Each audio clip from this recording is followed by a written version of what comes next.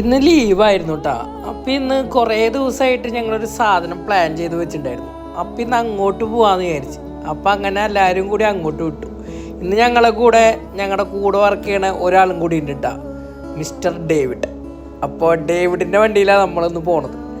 അപ്പം നേരെ സ്ഥലത്തെത്തിയിട്ട് ബാക്കി പറഞ്ഞുതരാം കേട്ടോ. അങ്ങനെ നമ്മൾ സ്ഥലത്തെത്തിയിട്ടാ. ഇതാണ് ആ പറഞ്ഞ സ്ഥലം, വേറെ ഒന്നിനല്ല. ഇന്നൊരു ഫിഷിങ് അടുത്ത് തന്നെ കേട്ടോ. നമ്മുടെ റൂമിൻ്റെ അവിടെ നിന്ന് ഒരു 2 കിലോമീറ്റർ ഉള്ളൂ. നടക്കുകയാണെങ്കിൽ ഒരു 10-15 മിനിറ്റ്, വണ്ടിയിലാകുമ്പോൾ വേഗം എത്തും. ഇവിടെയാണ് നമ്മൾ ചൂണ്ടാൻ പോണേ കേട്ടോ. ഇവിടെ നമുക്ക് താഴെ നിന്നിട്ട് ചൂണ്ടാൻ പറ്റും, പക്ഷെ ചൂണ്ടി കഴിഞ്ഞാൽ എപ്പോഴും പൊട്ടി പോവും. കാരണം നിറച്ച് കല്ല് എപ്പോഴും കുടുങ്ങും. അപ്പം നമ്മൾ പാലത്തിൻ്റെ മേലെ കയറി ചൂണ്ടാന്ന് വിചാരിച്ചു. അങ്ങനെ പാലത്തിൻ്റെ മേലെ കയറി ചെന്നപ്പോൾ അവിടെ ഒരുപാട് പേര് ചൂണ്ടുണ്ടായിട്ടാ. അങ്ങനെ അവിടെ എത്തി എല്ലാവരും അവരവരുടെ സാധനങ്ങൾ, ആയുധങ്ങൾ ഓരോന്നായിട്ട് എടുത്തിട്ടാ. ഇപ്പൊ ബഹ്റൈനില് തണുപ്പായതുകൊണ്ട് 4 മണിയാകുമ്പോഴത്തേനും ഇരുട്ടാവുണ്ടാ. ഈ ടൈം ഇപ്പൊ നോക്കിയേ 5 മണി ആയിട്ടുള്ളൂ, പക്ഷെ രാത്രി ആയ പോലെ. അങ്ങനെ എല്ലാവരും സാധനങ്ങളൊക്കെ സെറ്റ് ചെയ്തു. പിന്നെ ചൂണ്ടൽ സ്റ്റാർട്ട് ചെയ്തുട്ടാ. അങ്ങനെ പിന്നെ ഓരോരുത്തരായിട്ട് സ്റ്റാർട്ട് ചെയ്തുട്ടാ.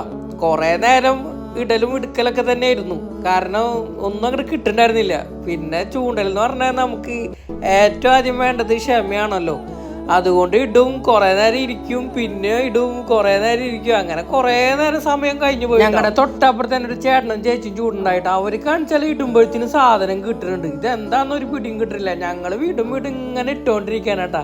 അഷ്റഫിനൊക്കെ മടുത്തു, കുറെ നേരം ഇടുന്നു. നമ്മന്ന് ചൂണ്ടാനായിട്ട് കൊണ്ടുവന്നേക്കണത് കുറച്ച് ചെമ്മീൻ ഉണ്ടായിരുന്നു, പിന്നെ കുറച്ച് ചിക്കന്റെ വേസ്റ്റും പിന്നെ മൈദയായിരുന്നു കേട്ടാ.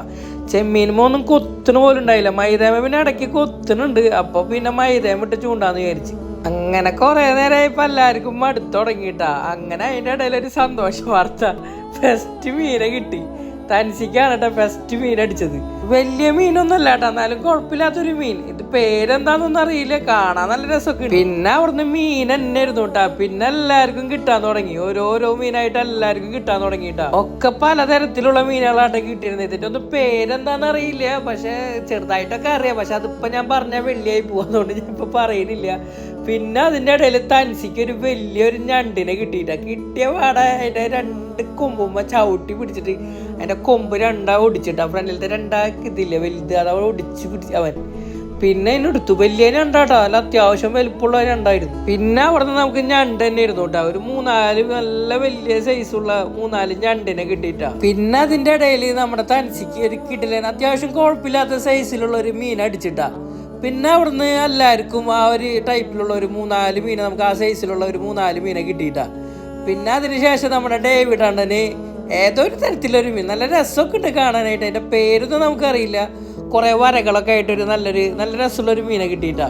പിന്നെ നമുക്ക് ഇടുമ്പോഴത്തേനും മീൻ തന്നെ ആയിരുന്നു കേട്ടോ. ഇടാ വലിക്ക് തന്നെ ഉണ്ടായിരുന്നുള്ളൂ. അത്യാവശ്യം നല്ല മീനൊക്കെ കിട്ടിയിട്ടാ. എല്ലാവർക്കും മീൻ കിട്ടി. നമുക്ക് ഈ നേരം കൊണ്ട് അത്യാവശ്യത്തിനുള്ള മീനൊക്കെ ആയിട്ടാ. ഒരു കവറിന്റെ പകുതി മീനൊക്കെ നമുക്ക് കിട്ടി. അപ്പൊ പിന്നെ അത്യാഗ്രഹം പാടില്ലല്ലോ. അപ്പൊ ഇന്നേക്ക് ഇത് പിന്നെ സമയം കുറെ ആയിട്ടാ. പിന്നെ അപ്പൊ നാളെ എല്ലാവർക്കും രാവിലെ ഡ്യൂട്ടി ആയതുകൊണ്ട് അപ്പൊ നിർത്തി നേരെ റൂമിലോട്ട്. അങ്ങനെ റൂമിന്റെ അവിടെ എത്തി. ഡേവിഡിനോട് എല്ലാവരും ബൈ ബൈ ഒക്കെ പറഞ്ഞു. അപ്പൊ അവിടെ ഒരു പൂച്ച നിൽക്കണ്ടായിട്ടാ.